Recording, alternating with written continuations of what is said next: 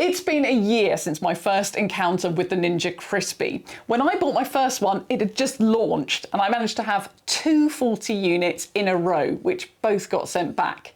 12 months later and a lot has happened, so I decided to buy another one, give it some in-depth testing and see whether all its issues have been ironed out.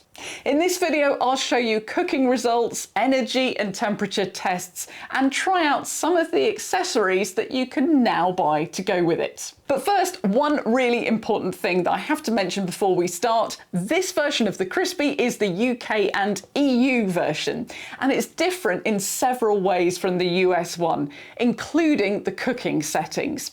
The problems I encountered with the first two Crispis I tried last year only affected UK models and apparently have now been fixed. But this is exactly why this channel exists. I'm the only person in the UK making weekly videos about UK and EU appliances, which are often very different to the US ones.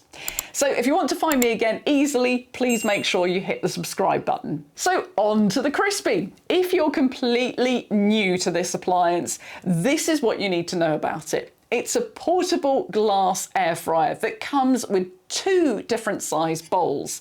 It's great for small kitchens, caravans or traveling.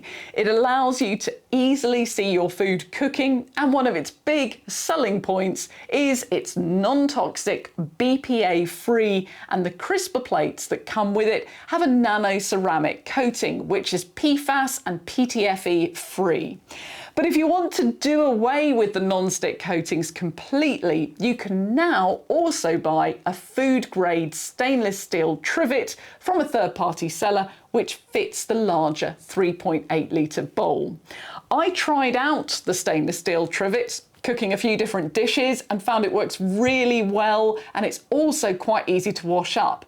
The only downside is it's pretty useless when it comes to thin chips because they just fall straight through the gaps. One of the questions I get asked a lot about the Crispi is whether you can use foil or parchment paper in it. And it's no wonder that people are confused because even Ninja can't make up their minds about this. In the manual that comes with the Crispi, it says not to use parchment paper, but in the frequently asked questions on their website, it says that you can. So my advice, just as it is with normal air fryers, is be sensible and ensure that you use foil or paper weighted down with food so that it can't catch in the heating element. Ninja say that this model can cook for up to 4 people, but I think it's best suited for 1 or 2 people, with the 1.4 litre bowl perfect for 1 person and the 3.8 litre bowl suitable for a couple. There are 4 different cooking settings with temperatures which range from approximately 70 degrees to about 200 degrees. There is no way to see, change or control the temperatures, though that is an option on the Crispi Pro, which has just launched, which I'm going to be testing in a few weeks. But the lack of temperature control actually will suit some people because it just makes the Crispi really straightforward to cook with.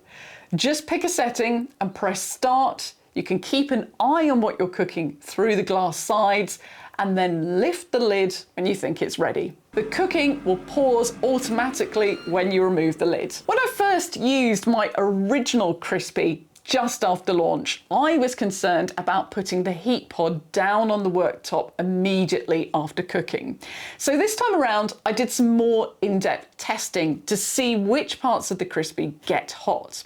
Although my thermal camera showed that the inside of the heat pod reached 160 Celsius midway through cooking, you can see the frame and feet of the heat pod are actually much cooler. And you can still touch the handles of the heat pod when it's running. When I removed the lid at the end of cooking, the metal areas on the inside of the heat pod registered about 100 Celsius. So you're still safe to put it direct on a worktop. But if you want the added reassurance of using a heat-proof mat, you can now get ones which are made especially for the Crispi, and I'll link them below. For anyone who has limited dexterity with their hands, if you're worried about getting a firm grip on the heat pod when you remove it, there are also silicone sleeves which are made to help ensure it doesn't slip out of your hands. For cooking, you can do most things in the Crispi that you can cook in a regular air fryer or an oven, but as the name would suggest, the Crispi really excels at dishes that need a crispy finish. Homemade breaded chicken worked really well. It's nice and thin and it cooked through quickly, and so it stays moist inside but crunchy on the outside. Now, I've seen a few frittatas cooked directly in the bowl of the Crispi, so I wanted to give that a go. I put it on roast for 15 minutes, mixing it twice and adding grated cheese to the top in the last 2 minutes.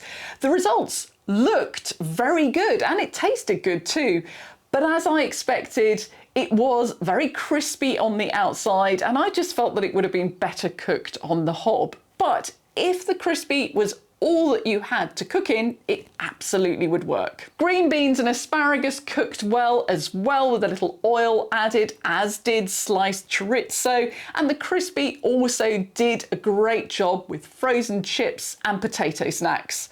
But you do need to give them a shake halfway through cooking. I tried out a frozen pan au chocolat a year ago in my first Crispi. They do cook very fast, but they also come out rather dry and flaky. I've seen pasta bakes cooked in the Crispi and I was doubtful about doing them this way. Even Ninja say in the instructions that if you're reheating dishes like this, you should microwave them first. But I gave it a go. This is a recipe I cook regularly, which normally has 30 to 40 minutes in a moderate oven and comes out baked with a solid consistency. My experience of the Crispi was very different. After 20 minutes, the top was crunchy and golden, while the pasta sauce remained quite liquid, so very different from the consistency that it normally is. However, my husband said it was the best version of the pasta bake he's ever had, and now he doesn't want me cooking it any other way. So a few people have asked about baking in the Crispi, and I don't think it's the appliance that will give you the best results for baking. I did make some bite-sized cookies to test it out. They were crunchy on the outside and soft in the middle, but actually a little bit soggy on the bottom. There isn't a bake setting on the UK model of the Crispi, and I think if you tried to do a cake in it, it would be dry on the outside before the inside was cooked through. For cleaning, Ninja advised the power pod should be cleaned after every use, and the crisper plate, bowl and lids are all dishwasher safe. But I'm really interested to see how the glass dish holds up over time and whether it starts to discolour with use. And so I'm going to be doing another video in about 6 months' time, and during that time I'm going to test out one of the third-party splatter shields as well to see if they're worth getting and whether they help to keep the lid clean. And if I've already released that video by the time you're watching this, it will be linked in the description. Now, for energy use, the Crispi used 0.170 kilowatt hours of electricity for 10 minutes use on air fry. That's about 5 pence of electricity. So if you ran it for 20 minutes a day, 7 days a week, that would add up to £3 a month and £36 a year. But that's actually slightly more expensive than the Ninja AF400 dual drawer, which would use £2.40 a month or £28.80 a year. There are still some things on the Ninja Crispi that I don't love. Because the stand on the glass bowl is attached to it, it's hard to clean the bottom of the bowl and even harder to get the space in between the stand and the glass bowl dry. I also wish that Ninja offered the option to mute the beeps on the Crispi, but that's still only an option on the Ninja kettle. And if you want to pre-make and reheat something dense like a cottage pie or a pasta bake, Ninja's advice is still that you should use a microwave first and then just use the Crispi to give it a crunchy topping.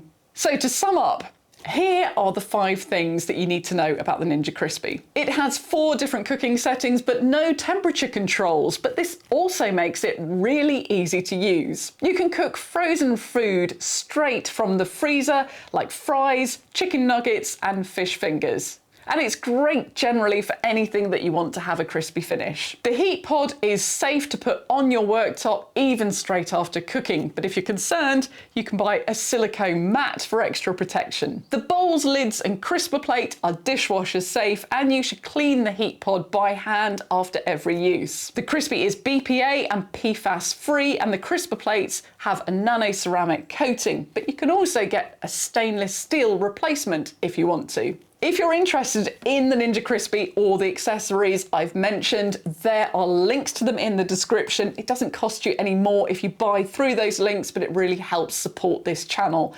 Or you can scan the QR code, which is on the screen right now. And last, but definitely not least, a big thank you to all my channel members whose names are appearing on the screen right now for their continued support. Details about channel membership, which costs less than £1 a month, are also below.